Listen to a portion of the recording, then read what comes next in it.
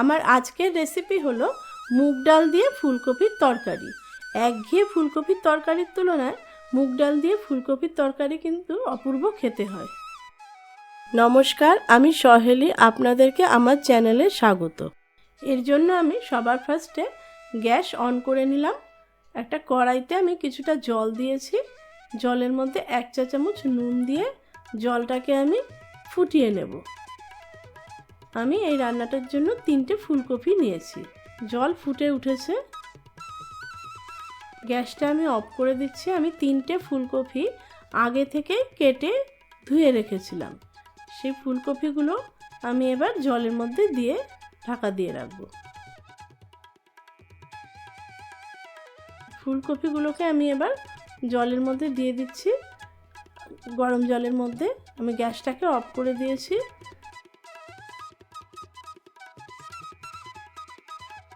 5 minute আমি ঢাকা দিয়ে রাখব। 5 মিনিট পরে আমি জল থেকে তুলে নিয়েছি। আমি 2 টেবিল চামচ সর্ষের তেল নিয়েছি। তেলটাকে ভালো করে নেড়ে চেড়ে নিলাম।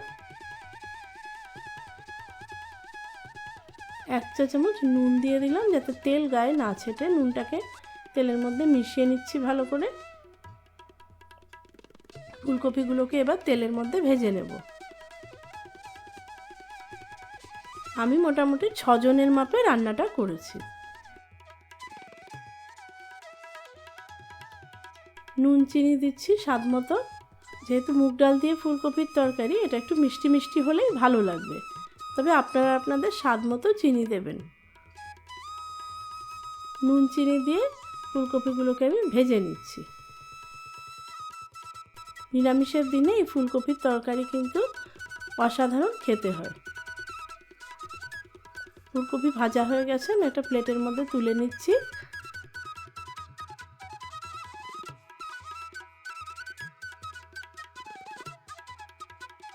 আমি এই রান্নায় কোনো পেঁয়াজ রসুন ইউজ করিনি, তাই আপনারা এটা নিরামিষের দিনে এই রান্নাটা করতে পারবেন।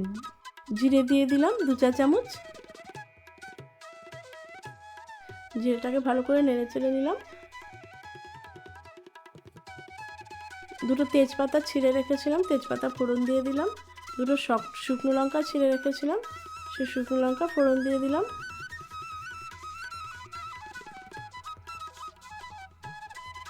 ফোড়নটাকে ভালো করে নেড়ে চেড়ে নিচ্ছি। তেল বেশি গরম হয়ে গেলে আঁচটাকে কমিয়ে নেবেন। 1 চা চামচ ঘি দিয়ে দিলাম। আঁচটাকে কমিয়ে বাড়িয়ে আর মিডিয়াম আঁচে রেখে রান্নাটা করবেন। ভালো করে ফোড়নটাকে নেড়ে চেড়ে নিচ্ছি। 2টো আলু কেটে রেখেছিলাম, সে আলুটাকে দিয়ে দিচ্ছি। আলুটাকে এবার ভেজে নেব। আলুটাকে আমি নুন আর হলুদ দিয়ে দিলাম 1 চা চামচ। নুন হলুদ দিয়ে আলুটাকে আমি ভেজে নিচ্ছি। নুন চিনি আর ঝালটা আপনারা আপনাদের স্বাদ মতো দেবেন।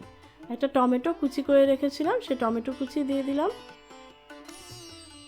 ভালো করে আলু টমেটো সব কষিয়ে নেব।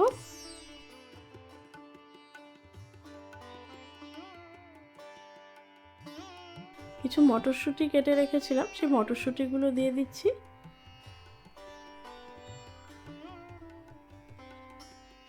আমার এই রান্নাটা করতে 1 ঘন্টা টাইম লেগেছে।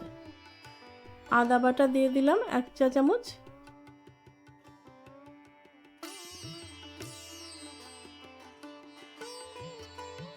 কাশ্মীরি লঙ্কার গুঁড়ো দিয়ে দিচ্ছি 1 চা চামচ।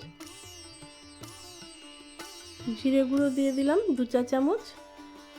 চিনি দিয়ে দিলাম স্বাদ মতো। আপনারা যদি আরও ঝাল পছন্দ করেন তাহলে কাঁচা লঙ্কাও চিড়ে দিতে পারেন। এবারে একটু জল দিয়ে দিলাম মশলাগুলোকে কষানোর জন্য। ভালো করে মশলাগুলোকে কষিয়ে নেব। মিডিয়াম আঁচে রেখে মশলাটাকে ভালো করে কষিয়ে নেব। মশলাগুলো প্রায় কষানো হয়ে গেছে।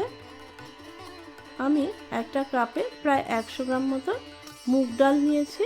আমি মুগ ডাল ধুয়ে জল ঝরিয়ে রেখেছিলাম, সেই মুগ ডাল দিয়ে দিলাম। নুন চিনি দিয়ে দিলাম স্বাদ মতো।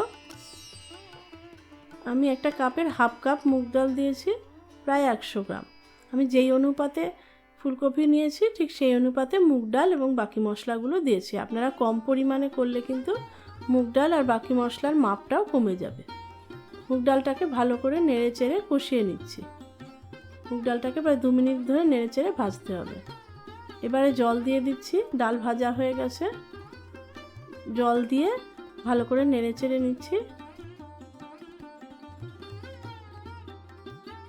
এবারে আঁচটা বাড়িয়ে দিয়ে আমি ঢাকা দিয়ে দেব।